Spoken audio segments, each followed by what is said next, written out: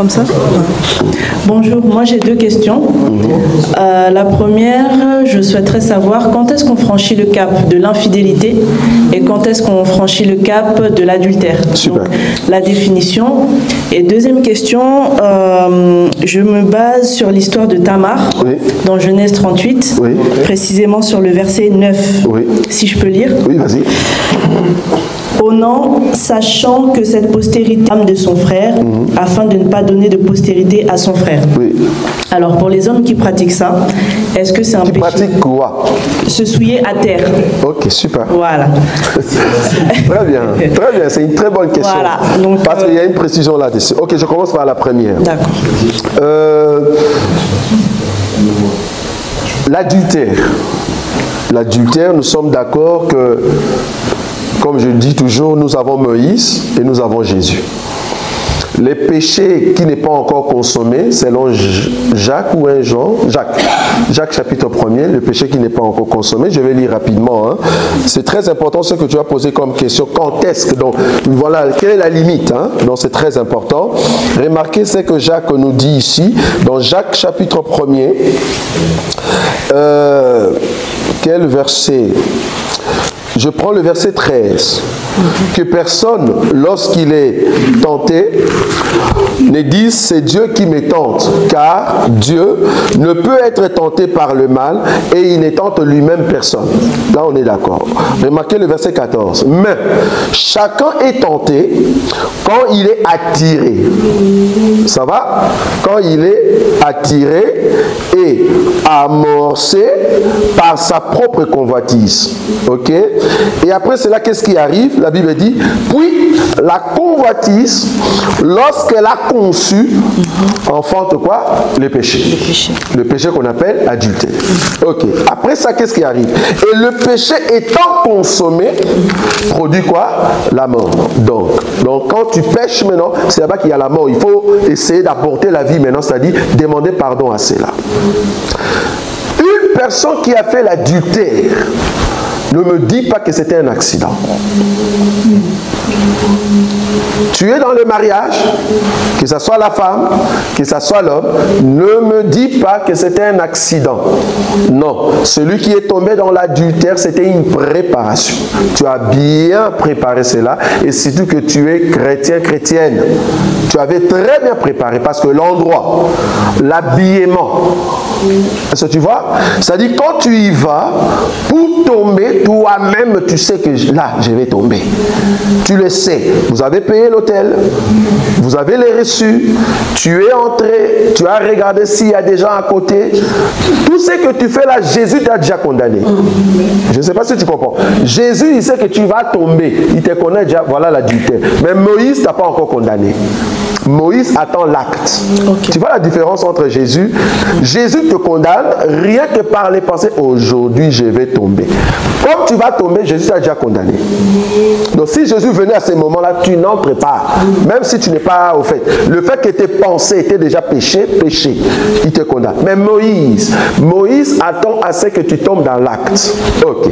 Tu entres dans un hôtel, on a préparé le lit, tu fermes la porte, tu commences tes jeux, tu enlèves les... Tout ce que tu fais là, c'est vraiment le temps où la conscience pouvait se réveiller pour dire non, je ne peux pas. Mais dès que tu tombes, c'est-à-dire tu avais vraiment dit je vais tomber. Ok. Maintenant tu es tombé. La mort est là, comme la Bible dit, le péché est consommé. Maintenant que tu es tombé, tu es sorti maintenant de là. Peut-être que tu as regretté. Bon, si tu es tombé parce que le mari à la maison t'a fait quelque chose, je ne sais pas moi, parce que c'est un chrétien, mais bon. Et puis tu rentres à la maison, tu fais quoi? Tu fermes ta bouche. Je me redire ici, je l'ai dit en Belgique, un frère, une sœur en Christ, qui vit avec un frère ou une sœur en Christ, si tu es tombé dans l'adultère, bien que tu as demandé pardon à Dieu il y a de cela 10 ans, mais tu n'as jamais dit à ton partenaire, les péchés continuent. Le péché continue. Le péché continue. Dieu t'a jamais pardonné pour ça. L'adultère.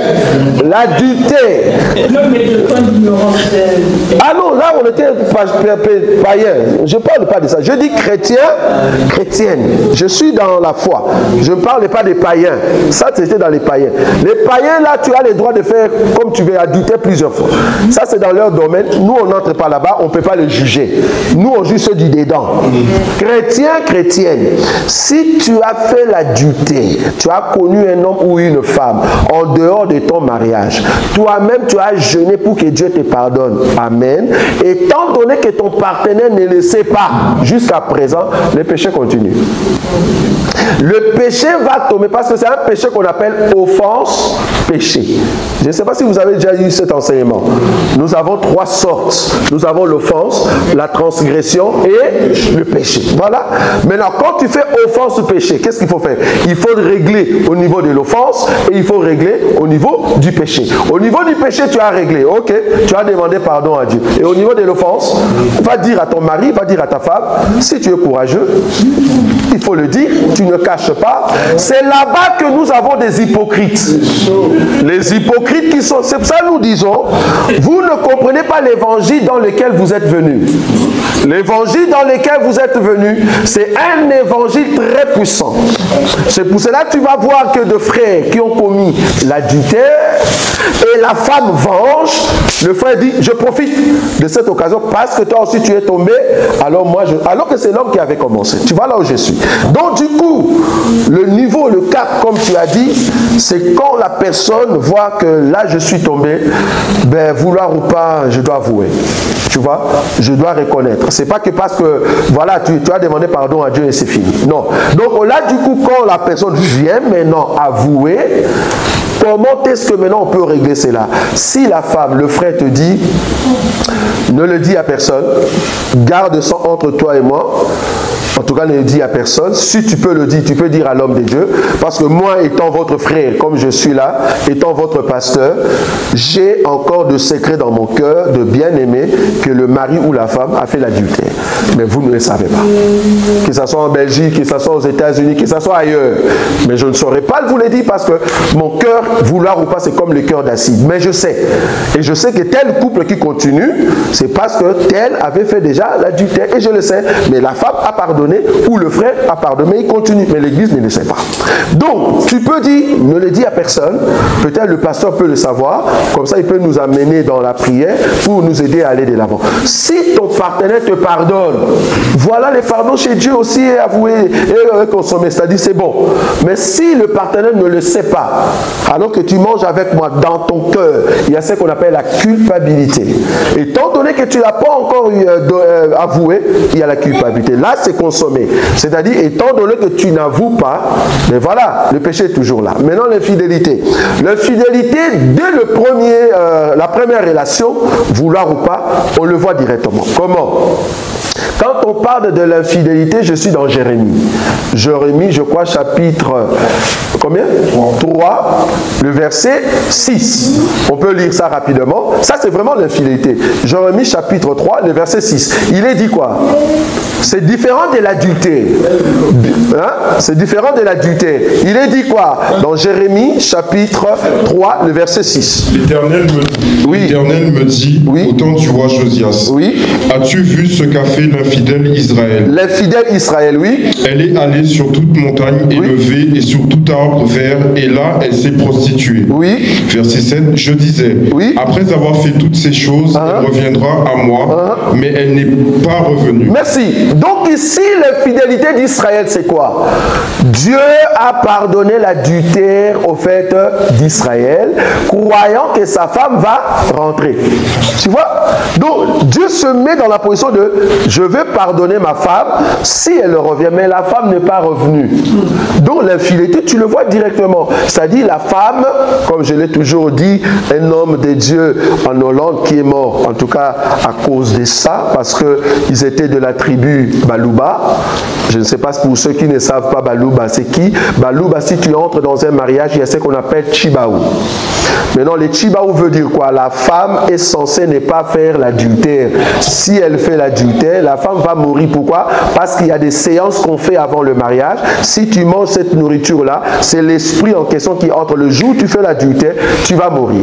Maintenant, si la femme tombe dans l'adultère et que l'homme pardonne la femme, c'est l'homme qui va mourir. Tu vois? Donc, du coup, qu'est-ce qui s'est passé? La femme est tombée dans l'adultère et la femme est tombée même dans l'infidélité. Et l'homme a quitté la maison, ne voulait pas dire à sa famille, l'homme a quitté la maison pour aller chercher sa femme dans la maison du rival. Et il tape à la porte, la personne qui ouvre la femme, c'est sa femme avec le panier. Dans la maison du rival. Et qu'est-ce que le monsieur dit, l'homme de Dieu?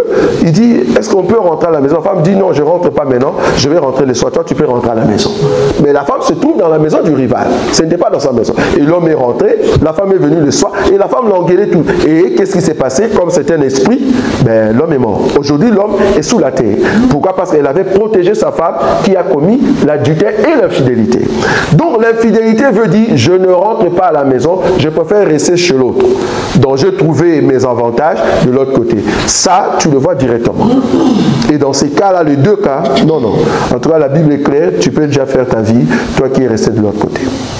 Et la personne qui a fait l'adultère, si, par exemple, je viens auprès de toi, je te demande pardon, et tu ne veux pas que je puisse recevoir les pardons, pour ceux qui ne savent pas, celui qui a commis l'adultère et qu'on te met dehors, l'autre se marie, toi, l'adultère ou l'homme adultère ou femme adultère, tu n'as pas le droit de te marier.